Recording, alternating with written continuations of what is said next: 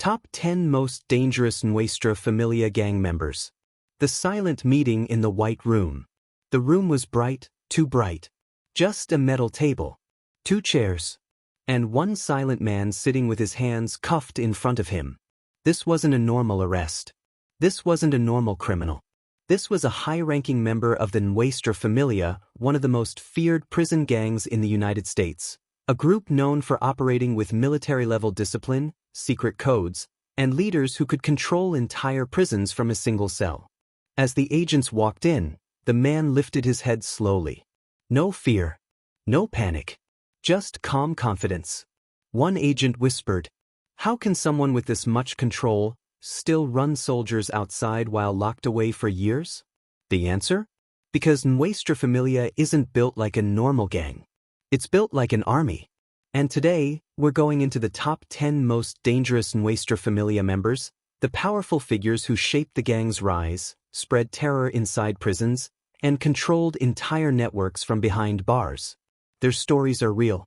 Their impact was huge. Their decisions changed lives. But before we go deep into each figure, you need to understand one thing. Every name on this list led to something major: a war, a takeover, a betrayal, or a moment that shaped the gang's future. And it all begins now. The origins of power. To understand why these 10 men became some of the most dangerous members of Nuestra Familia, we must first understand how the gang itself works. Nuestra Familia, often called NF, started inside California prisons in the 1960s. Their mission? To protect Northern California inmates from rival gangs. But with time, protection turned into power. Power turned into control. And control turned into a massive criminal network that spread from cell blocks to entire cities. Inside the prison system, NF members follow a strict military-style structure. Generals, captains, lieutenants, soldiers. Nobody moves without orders. Nobody speaks without permission. And loyalty isn't optional, it's everything. Many of the most dangerous members rose to power not because they were the strongest, but because they were the smartest, most strategic, and most disciplined. One wrong decision could get someone removed instantly. One act of betrayal could end a career or a life. Throughout the years, different leaders emerged who shaped the gang's direction. Some became legends. Some became threats. Some became the reason entire prisons locked down. Today, we will count down the top 10 most dangerous figures whose actions left a permanent mark on the gang's history. Each chapter will reveal one major figure, their rise, their role, and the impact they made. Number 10. The Architect of Structure. We begin our countdown with a man known inside prison walls for one thing: order, discipline, and unbreakable control. His real name is rarely spoken out loud, even former members avoid saying it. But inside the NF, he was known as El Arquitecto, the architect.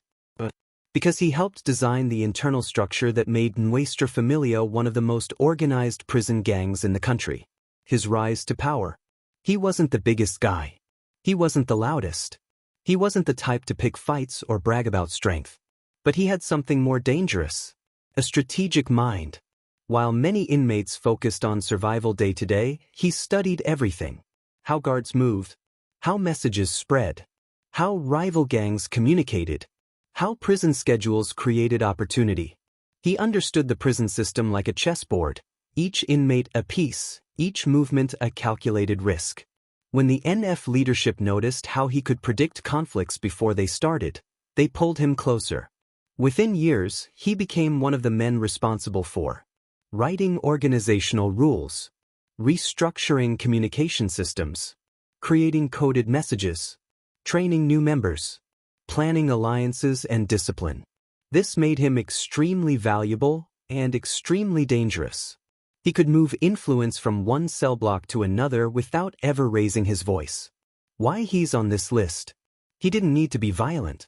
He didn't need to attack anyone. His power came from intelligence. By organizing how the NF operated, he accidentally made it stronger. More disciplined. More united. With better structure, the gang grew faster, spread further, and became harder for authorities to disrupt. The consequences of his ideas were felt in county jails, state prisons, federal prisons, streets in Northern California. Every soldier, every message, every mission had a chain of command. Because of him. That level of organization made the NF one of the most feared groups in the United States. His downfall. But intelligence can also create enemies. When he tried to push for newer rules and more strict discipline, some older generals didn't agree. They felt threatened. Eventually, internal pressure forced him out of the leadership circle, but the structure he built never left. Even today, former members say the NF still operates using pieces of the system he created. That alone was enough to put him at number 10 on this list. 'Cause sometimes, the most dangerous man isn't the strongest. It's the one who teaches others how to become stronger. Number 9. The loyal one who turned. Number 9 on our list is a man known for absolute loyalty. Until one moment changed everything. Inside the Nuestra Familia, loyalty is treated like gold, priceless, rare, and necessary for survival. But this man, known inside the gang as El Fiel, the loyal one, would prove how loyalty can also become a weapon. His early life inside the NF. From the moment he entered the prison system, he did everything by the book. Followed orders. Respected the chain of command. Completed missions quietly. Never asked for more power. He wasn't the type to cause chaos. He wasn't the type to betray the gang. He wasn't even the type to seek glory. His strength was obedience. And in the NF, that is very valuable. Senior members trusted him because he never questioned them. He became the one they sent to deliver sensitive messages, the kind of messages that couldn't ever fall into the wrong hands. He carried coded instructions between cellblocks. He checked on younger recruits. He acted as the bridge between different parts of the gang. He earned so much trust that leaders shared secrets with him that few others knew. When loyalty became dangerous. But inside any tightly run organization, loyalty isn't enough, pressure builds. One day, a mission went wrong. A message he was supposed to deliver got intercepted. A routine task suddenly turned into a prison-wide investigation. Guards locked down multiple units trying to find the source. The NF leadership thought maybe he slipped. Maybe he was getting weak. Maybe he wasn't as dependable as before. Whispers started. Suspicion grew. Eyes followed him everywhere. And in a gang as strict as the NF, once doubt begins, it spreads like wildfire. He felt cornered. He felt trapped. And for the first time in his life, he made a choice based on fear. A choice that would change everything. When authorities questioned him, he stayed silent at first. But day after day, the pressure increased. Isolation. Threats from rivals.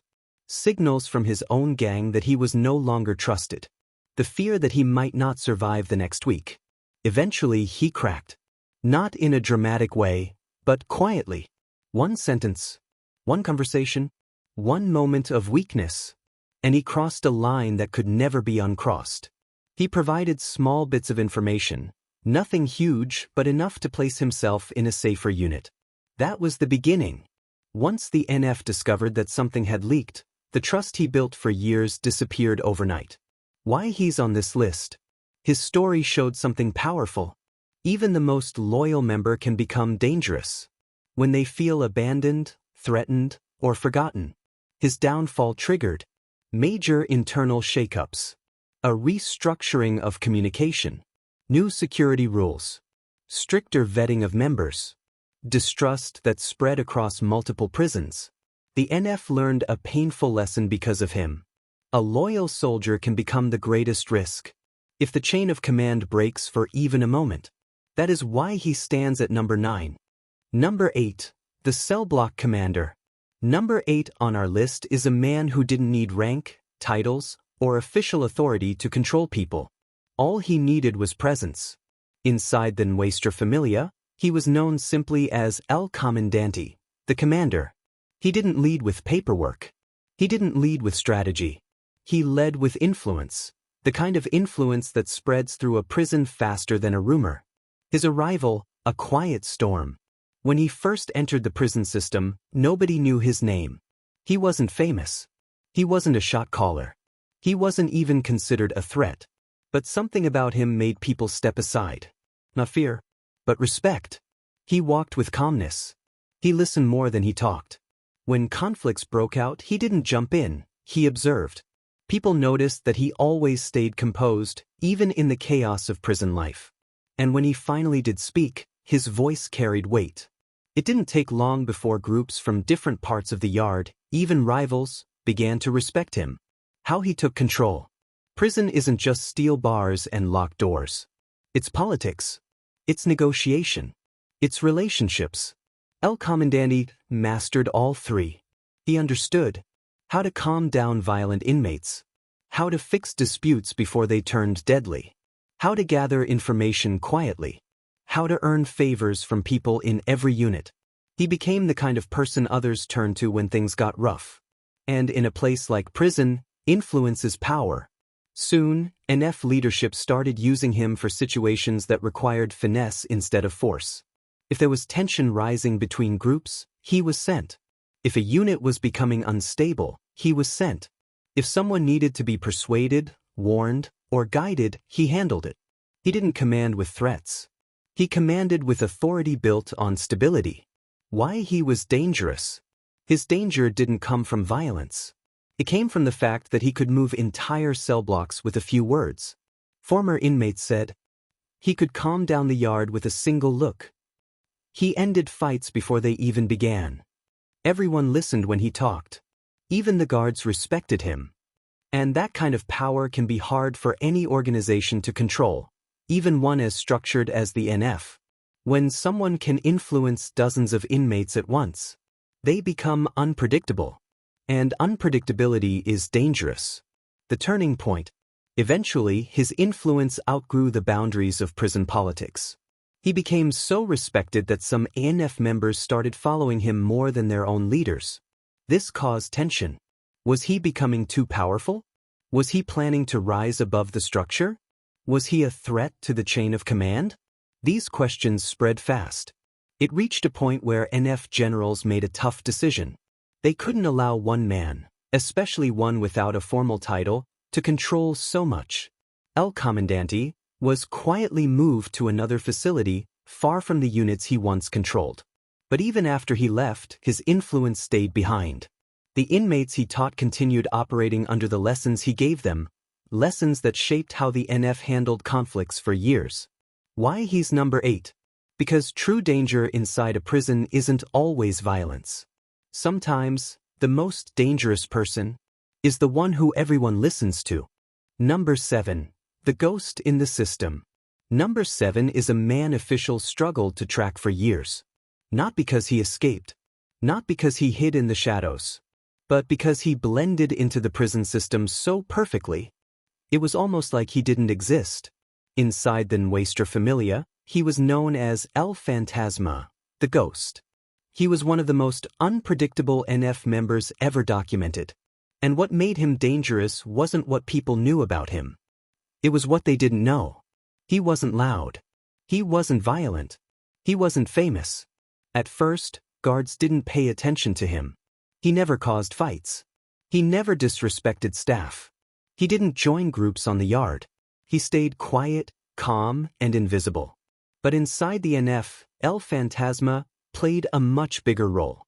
He was a ghost, moving between units, passing messages, studying the environment, gathering information without ever being noticed. He didn't look like a high-ranking member. He didn't act like one either. And that was his greatest strength. He operated with a simple rule. The loudest man gets caught. The quietest man survives. His role, the silent messenger. Nuestra Familia needed members who could blend into any environment. Minimum security units, protective custody areas, law libraries, medical wings. El Fantasma could enter any of these places without raising suspicion. If leaders needed to send a message that was too sensitive to trust to anyone else, they used him. If they needed someone to observe a potential threat quietly, they used him. If they needed information from the other side of the prison, he got it. He was the person who could move between groups without being noticed, pick up details guards ignored, study inmate behavior patterns, deliver coded messages like a whisper. disappear into the system when pressure rose. He didn't have tattoos that gave away his status. He didn't walk with a group. He didn't brag or show power. He was invisible on purpose. Why he terrified authorities? Prison officials rely on one thing to maintain control: being able to identify threats. But El Fantasma didn't fit any known patterns. He didn't act like a shot caller. He didn't act like an enforcer. He didn't act like someone running operations. He looked like a regular inmate, someone doing his time quietly. That made him incredibly hard to track. By the time officials realized he was a high-level NF operative, he had already communicated with multiple leaders, helped coordinate activities across different yards, passed messages that influenced major decisions, built trust with people no one else could reach. He caused no violence himself, but he helped set events in motion that had huge consequences. The moment he was exposed, it didn't happen because he slipped. It didn't happen because he talked. It happened because someone else made a mistake. A coded letter meant for another NF member was intercepted. Inside it were subtle signs that hinted at a courier. After weeks of review, investigators connected tiny pieces, patterns so small most people would overlook them. Those pieces pointed back to El Fantasma. When guards finally approached him, he didn't resist. He didn't argue. He didn't panic. He simply looked at them calmly, like he had expected this moment for years. Why he's number 7? Because his danger wasn't physical. It was psychological. He proved that power inside a prison isn't always loud or visible. Sometimes the most dangerous person is the one you don't notice, the one who never breaks rules, the one who blends in, the one who watches everything. El Fantasma showed that invisibility can be a weapon. And that's why he belongs on this list. Number 6. The man who sparked the internal war. Number 6 on our list is a man whose actions didn't just create problems for the NF. They triggered one of the biggest internal conflicts the gang ever faced. Inside Nuestra Familia, he was known as El Rebelde, the rebel. He wasn't rebellious at first. In fact, he started like many members, loyal, hardworking, and patient. But something changed, and when he turned, everything changed with him. His rise, a perfect soldier. When he joined the NF, he was exactly what leaders wanted. Composed, intelligent, reliable, obsessed with earning respect. He moved through the ranks faster than most. Not because he was the toughest, but because he understood NF politics. He knew when to speak, when to stay silent, and when to act. At one point, he became responsible for overseeing younger members, teaching them discipline, rules, and structure. For a while, he was considered one of the most promising rising figures in the organization. The shift in his mind. Prison power changes people. As he moved up, he started to question decisions made by the older generals. He believed they were too slow, too old-fashioned, too focused on tradition, not adapting to the new prison environment. Younger members started agreeing with him. They liked his style, his confidence, and his vision for a modern NF. But this was a dangerous problem. Nuestra Familia is built on strict obedience. No one questions the top. Once he started expressing disagreement, older leaders saw it as a threat. They issued warnings. They told him to fall back in line. They told him to stop gathering followers. But he didn't listen. The tipping point, a new direction. El Rebelde believed the NF could expand faster if they used different tactics, new alliances, and younger leadership. He wasn't trying to destroy the gang. He wanted to reshape it. He began pushing his own ideas secretly, encouraging younger soldiers to look to him, challenging the traditional chain of command, questioning orders coming from the old guard, suggesting a new leadership model. This created two sides: the old guard, experienced, traditional leaders; the new blood, younger, ambitious members following him. Tensions grew so strong that some inmates refused to work together. Whispers spread. Lines were drawn. The NF had seen conflicts before, but nothing like this. The internal war begins. The situation exploded when El Rebelde openly refused an order sent from the generals. It wasn't a violent moment. It wasn't dramatic. It was simple. He paused. He nodded. Then he said, "We're not doing it that way anymore." Those words hit the prison system like a shockwave. Within days, messages flew across units. Supporters aligned with him. Opponents prepared for confrontation. The entire structure was questioned. It became a silent war, not with fists, but with influence. Two sides pushing for control. Two visions of the future. Two leaders competing for loyalty. Guards sensed the tension and locked down units, but the damage was already done. The NF had fractured from the inside. The consequences. The conflict didn't last long. The NF moves fast when power is at risk. Leaders took action to end the division. Many members were separated into different prisons. Transfers increased. Investigations intensified. El Rebelde was eventually isolated and removed from the chain of command.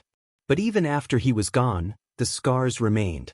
His rebellion forced the NF to tighten discipline, increase communication rules, crack down on rising members, rebuild trust across different yards. Some say the gang was never the same afterward. Why he's number 6? Because he proved a truth that shocked the NF. A single ambitious member can shake the entire foundation from the inside. His ideas challenged decades of structure. His confidence split the ranks. His influence caused a conflict that affected multiple prisons. He didn't attack guards. He didn't spark riots. He didn't break rules publicly. But he did something even more dangerous. He made people choose sides. And that is why El Rebelde earns his place on this list. Number 5. The Enforcer of Fear. Number 5 on our list is a man whose name alone caused tension in entire units. He didn't lead through strategy. He didn't influence through negotiation. He didn't hide like a ghost. His power came from something raw, direct, and unstoppable. Inside the Nuestra Familia, he was known as El Martillo, the hammer. And once he rose through the ranks, every inmate, NF or not, knew exactly what that name meant. His reputation before the NF. Even before joining Nuestra Familia, he had a reputation in the system. Physically powerful. Highly disciplined, unshaken by intimidation, known for handling dangerous situations with zero hesitation. He wasn't reckless. He wasn't chaotic. He was controlled, and that made him even more intimidating. Prison officers described him as someone who walked like he was trained for battle. Inmates said he had the ability to stay calm while everyone else panicked. This level of mental control made him stand out. Joining the NF. When the NF leadership saw him, they didn't see just muscle. They saw a soldier who followed orders with military precision. El Martillo quickly became the NF's answer to problems that required enforcement, physical intimidation, absolute obedience. If someone broke internal rules, he handled it. If a message needed to be delivered with seriousness, he delivered it. If tensions between groups were rising, one appearance from him could end the issue instantly. He didn't need to shout. He didn't need to argue. His presence did the work. Why he was considered dangerous? El Martillo wasn't just strong, he was consistent. He never acted without permission. He never went off script. He never let emotions guide him. He performed tasks the same way every time. Focus, efficient, controlled. He was dangerous because he was predictable, but in the worst way. People knew exactly what he was capable of. And they knew he would not hesitate if instructed. Even rival gangs took a step back when he entered the yard. They knew NF sent him only when something serious was happening. He was the NF's final option, their signal that something had escalated. Moments that defined him. There was one moment that cemented his place in NF history. A dispute had broken out between two groups inside a high-security unit. Tensions were rising. Younger inmates were getting reckless. Rumors were flying everywhere. NF leadership needed the situation controlled quietly. Not with chaos. With discipline. So they sent El Martillo. He didn't enter yelling or posturing. He simply walked in, looked around, and spoke in a firm, steady tone. Everything stopped. Arguments faded. People stepped back. The entire unit calmed down. Not because he threatened anyone, but because nobody wanted to push the line he represented. That day proved his power wasn't just physical. It was psychological. The event that changed everything. But power comes with risk. Over time, younger NF members began idolizing him, not the leadership. They saw him as the true example of strength. Some started saying, "He should lead. He's the one we follow. He's the real authority." This made NF generals uncomfortable. Too much respect can create future rebellion. Not because of anything he did, but because of how others saw him. To prevent problems, leaders quietly arranged for him to be transferred. It wasn't punishment. It wasn't betrayal. It was simply the NF protecting the structure. El Martillo followed the order without question, showing once again why he was so respected. Why he ranks at number 5. Because he represents something rare. A man who never wanted power, but earned it anyway. His strength kept entire units under control. His presence settled conflicts without violence. His obedience made him a trusted tool for leadership. His reputation influenced decisions across multiple prisons. He wasn't the mind of the operation. He wasn't the ghost. He wasn't the political leader. He was the force. And in the world of prison gangs, force is always dangerous. Number 4. The Master of Alliances. Number 4 on our list is a man who didn't rule with fists, didn't rule with fear, didn't rule with silence. His power came from something far more dangerous. He could make people believe him. He could turn enemies into partners. He could reshape entire prison politics with just a few conversations. Inside Nuestra Familia, he was known as El Diplomático, the diplomat. And he was one of the few members who understood the truth about survival. Sometimes alliances protect you more than armies. He wasn't a fighter. He was a negotiator.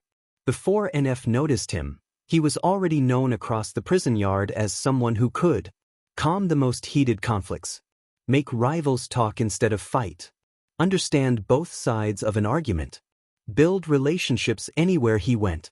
He could sit with older inmates one day and younger ones the next. He could speak quietly and still get a full room to listen. He could open doors that others didn't even know existed. His greatest weapon wasn't strength. It was connection. How he rose inside the NF.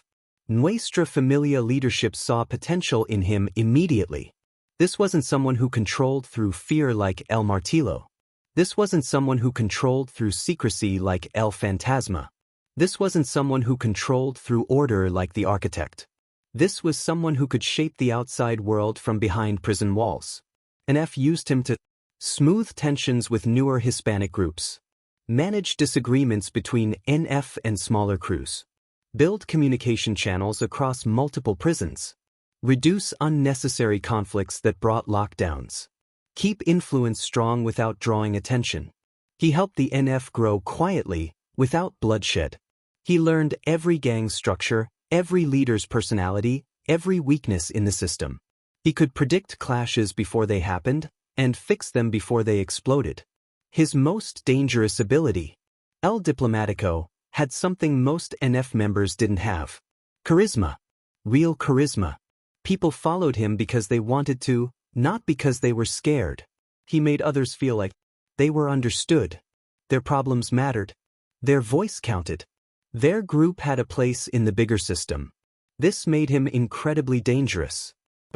Because a charismatic person with influence can change the direction of a gang without ever holding a title. And he did. The alliance that shifted everything. The biggest moment of his NF career happened during a time of rising tension between two major groups inside a maximum security prison. Rumors were spreading. Misunderstandings were growing. And both sides were preparing for the worst. A conflict like that would have meant multiple injuries, a full yard lockdown, transfers, loss of power, increased guard attention. NF leadership did not want that. So they sent El Diplomático. What he did next became legendary. He met with both sides separately. He listened first, never interrupting. He pinpointed the misunderstanding, a small issue blown out of proportion. Then he brought both sides to a quiet corner of the yard and helped them reach a truce. Guards said they couldn't believe it, An entire eruption was stopped by one conversation. That alliance ended up benefiting the NF for years, giving them smoother operations and fewer yard conflicts. When diplomacy became too powerful. But influence is dangerous when it grows too wide. Some NF leaders began to worry. Why does he have so much pull with other groups? Is he trying to build his own power base? What if those other alliances follow him instead of us? It wasn't jealousy. It was fear. A man with that much influence could change the entire balance of power inside the prison system. One decision from him could shift loyalties. One mistake from him could spark wars. One disagreement with leadership could divide the gang. He didn't do anything wrong, but the potential he carried was too risky. And the NF doesn't allow risks. The quiet reassignment. Leaders didn't punish him. They didn't accuse him. They didn't remove him from the gang. Instead, they quietly moved him to a different facility, far away from the alliances he created. It was a strategic decision. Keep his skills. Reduce his power. Prevent any accidental divides. Maintain the NF structure. Even after he was moved, the alliances he built continued benefiting NF operations for years. His mark on the system remained. Why he's number 4? Because he proved something most people forget. Influence is just as dangerous as violence. He could change the mood of a room with a sentence. He could redirect entire conflicts without lifting a hand. He could form alliances that shaped prison politics for years. Inside a place where communication is limited, the man who can unite people is the man who can control everything. And that made him one of the most dangerous members in NF history. Number 3. The strategist who ran operations like a general. Number 3 on our list is not the strongest, not the loudest, and not the most feared by inmates on the yard. But behind the scenes, he was one of the sharpest minds the Nuestra Familia ever produced. Inside the NF, he was known as El Estratega, the strategist. He wasn't an enforcer.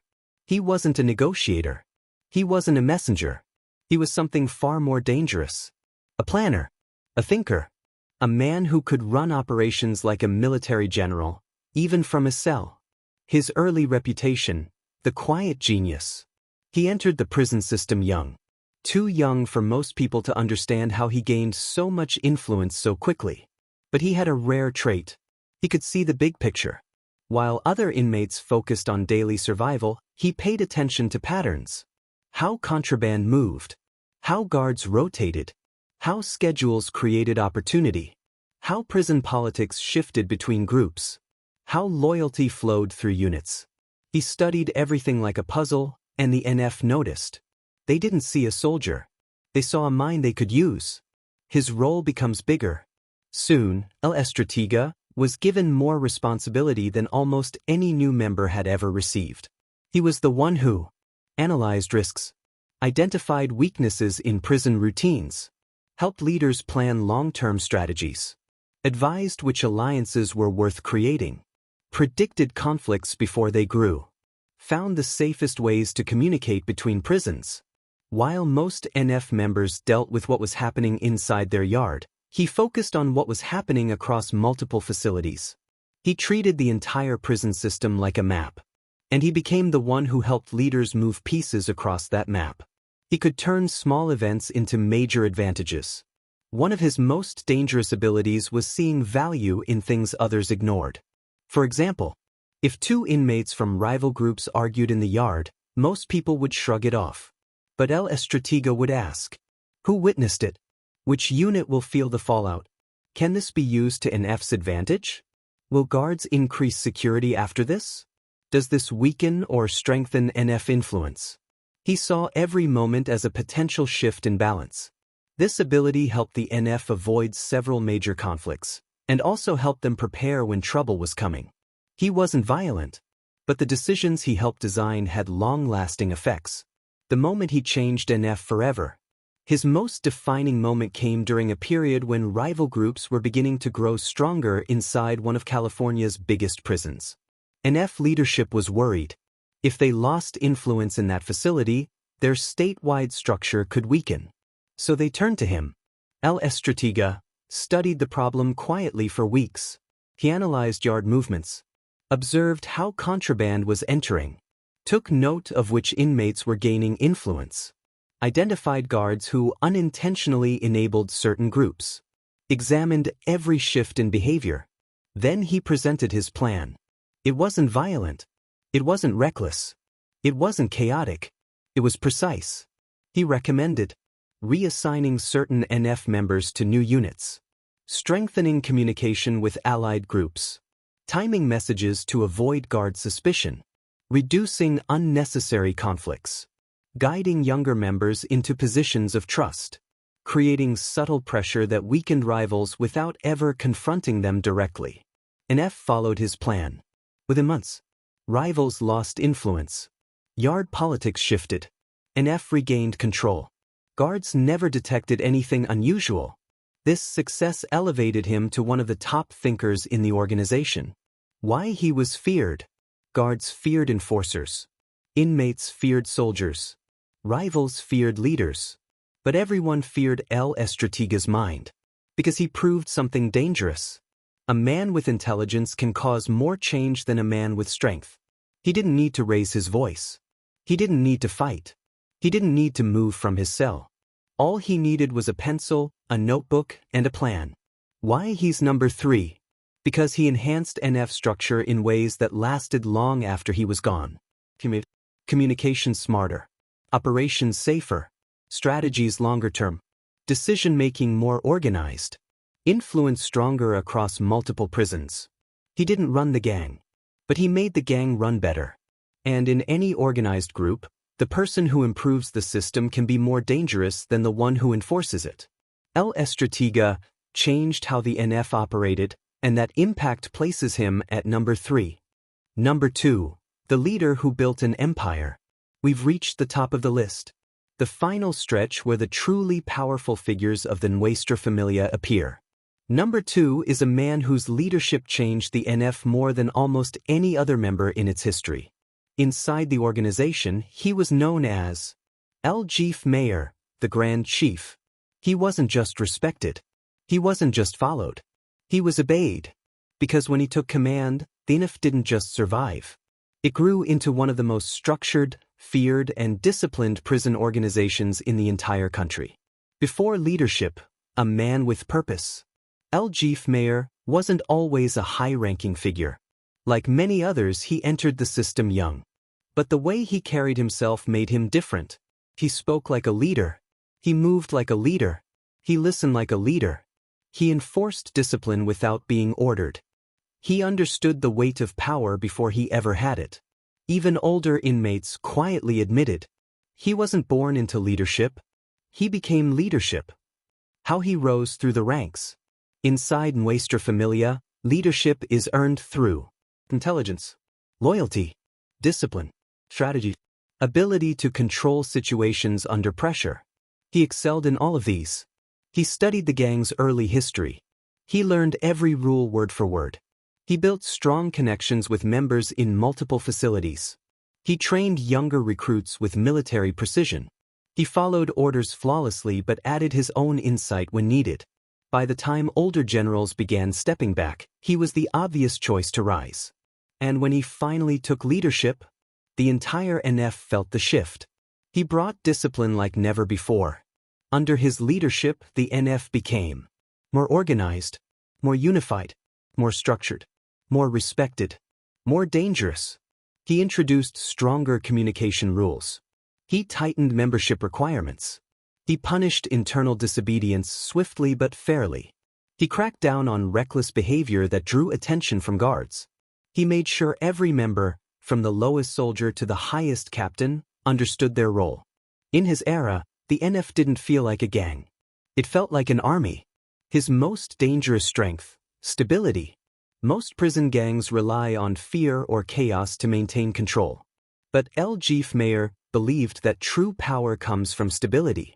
He pushed the NF into long-term planning, reducing unnecessary conflict, building alliances with specific groups, expanding influence in a controlled way, training members for leadership, not just violence. He made the NF more efficient than ever, and that efficiency made them more dangerous. Guards said his name caused more concern than any enforcer or violent member. Because a stable, well-organized gang is far harder to control than a chaotic one. The Golden Era, and the pressure that followed. Under L.G. Mayer, the NF reached a point of high influence, high discipline, low mistakes, strong communication, strong recruitment. But with success comes pressure. Other groups noticed the NF's strength. Rivals became nervous. Some formed alliances of their own. Authorities increased intelligence efforts. The NF suddenly became a major target, both inside and outside the system. This forced him to make tough decisions, including reassigning trusted members, tightening security, cutting off risky alliances, cracking down on internal disagreements. He kept order, but the pressure never stopped. The event that challenged his leadership. One of the hardest moments in his rule came when rumors spread that a younger group of members wanted to introduce new methods, faster, riskier, and more aggressive. It wasn't rebellion. Not yet. But it was a sign of future conflict. L.G. Mayer responded not with force, but with strategy. He brought in the younger members. He listened to their ideas. He separated the dangerous ones from the promising ones. He made adjustments that balanced tradition with new approaches. He prevented what could have turned into a damaging split. His ability to stabilize the gang during moments of tension is one reason he ranks so high. His removal was strategic, not punishment. Leaders in prison gangs rarely last forever. But when he eventually stepped down, it wasn't because he failed. It was because the NF structure needed someone newer for the next era. His exit was quite strategic, respected, planned. He continued advising from a distance but no longer held the top seat. Even in retirement, he carried enormous influence. Why he's number 2? Because he proved one truth. A strong leader doesn't just control a gang. A strong leader builds a system that lasts after he's gone. He gave NF stability, structure, intelligence, long-term power. Under him, the NF reached heights it had never touched before. His leadership shaped an entire generation and paved the way for the man ranked at number 1. Number 1. The most dangerous man in Nuestra Familia history. We've reached the top of the list. The most influential, feared, and powerful figure to ever rise inside the Nuestra Familia. A man whose name shaped decades of prison gang history. A man whose leadership extended far beyond steel bars and concrete. Inside the NF, he was known as El Cardinal, the Cardinal. He wasn't simply a leader. He wasn't simply feared. He wasn't simply respected. He was the symbol of the organization, the man who defined its identity, structure, and future. And to understand why he is the most dangerous NF member ever, you must understand the reach of his power. He didn't start as a monster, he became one for the gang. El Cardinal was intelligent, quiet, focused, deeply disciplined. He read constantly law books, psychology texts, gang histories, military strategy. He didn't waste time. He didn't waste energy. Every minute he spent behind bars was used for learning. He understood that strength alone doesn't build an organization. Strategy does. Knowledge does. Patience does. From the beginning, he was different. His rise was built on respect and fear combined. Inside the NF, 2 types of authority exist. Authority earned through violence. Authority earned through intelligence. El Cardinal had both. He wasn't the strongest, but he was relentless when enforcing rules. He wasn't the loudest, but people listened to him more than anyone else. He didn't start fights, but he ended situations with absolute certainty. He climbed the ranks faster than almost any member in NF history, reaching the top because leadership recognized. This man doesn't just follow structure, he is structure. The mind that built the modern NF. Every major chapter in NF history connects back to decisions made by El Cardinal. He strengthened internal discipline, reinforced the military-style chain of command, established communication methods between prisons, built one of the most sophisticated coded messaging systems, positioned NF leaders in strategic facilities, organized membership training, reduced unnecessary conflicts with rivals to focus on growth, ensured that NF remained strong even when leaders were isolated. He turned the NF into an institution, not just a gang. Guards described him as dangerous without lifting a finger. He didn't need power. Power naturally flowed toward him. His control extended beyond the walls.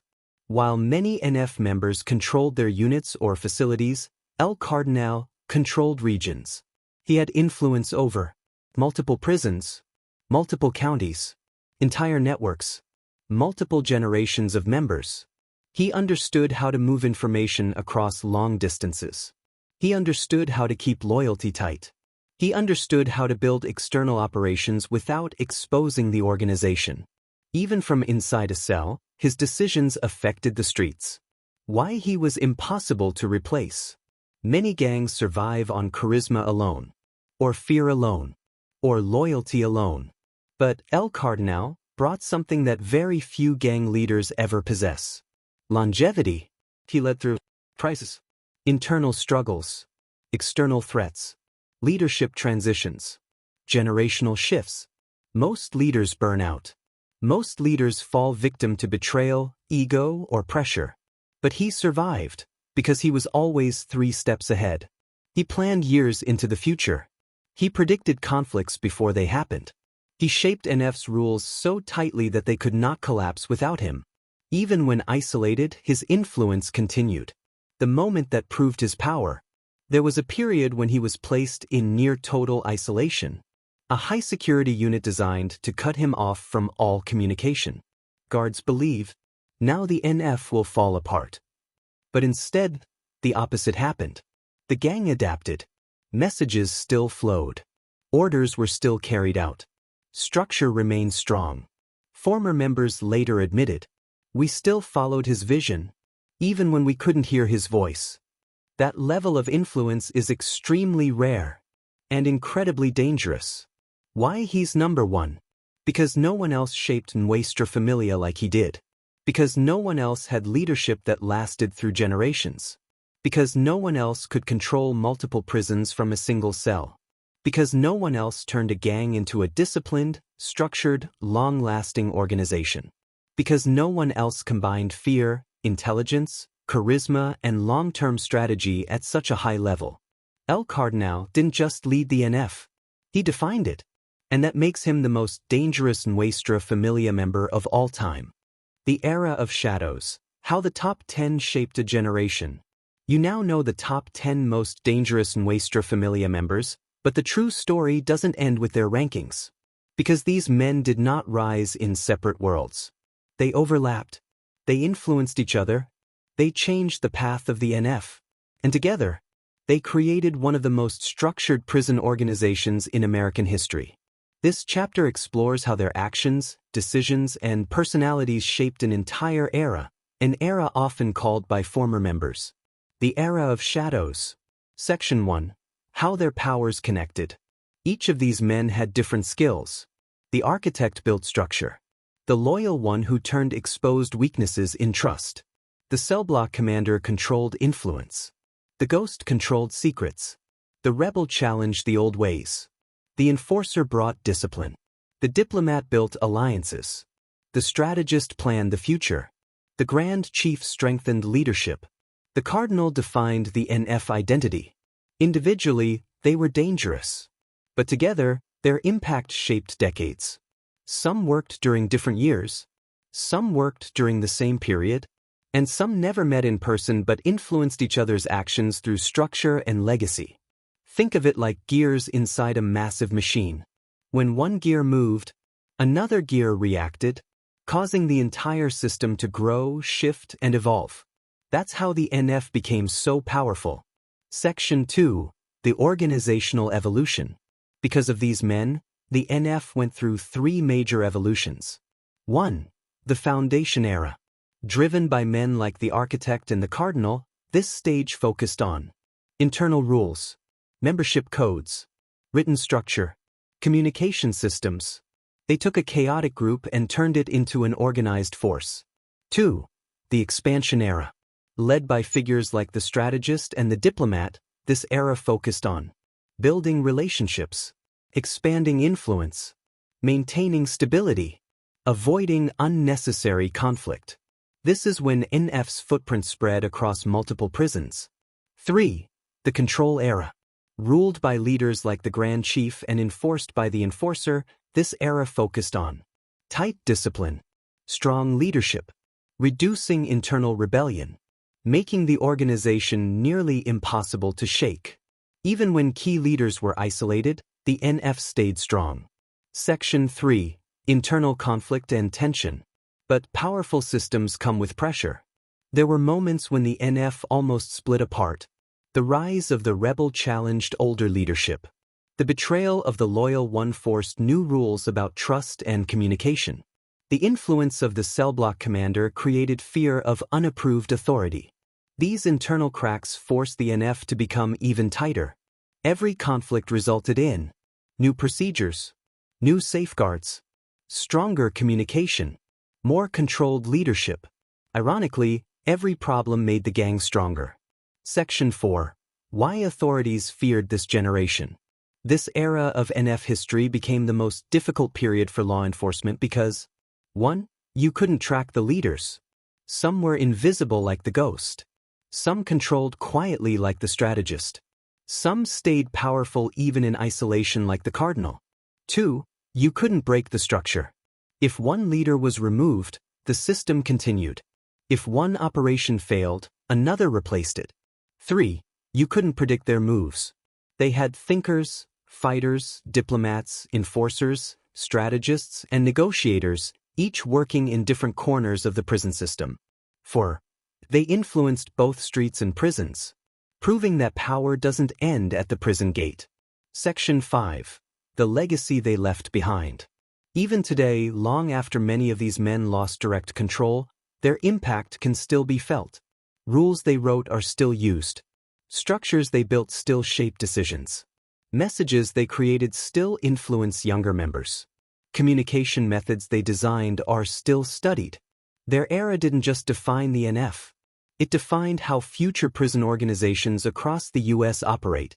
Everything from how gangs communicate, how they recruit, how they structure their leadership, and how they survive long-term, can be traced back to the decisions of these men. Section 6. The story isn't over. This chapter sets the stage for the next part of our documentary. How these top 10 figures changed the NF era by era. What happened when new generations tried to follow or challenge their legacy. Their stories created the foundation, but the next generation had to live with the consequences. The legacy that still lives in the shadows.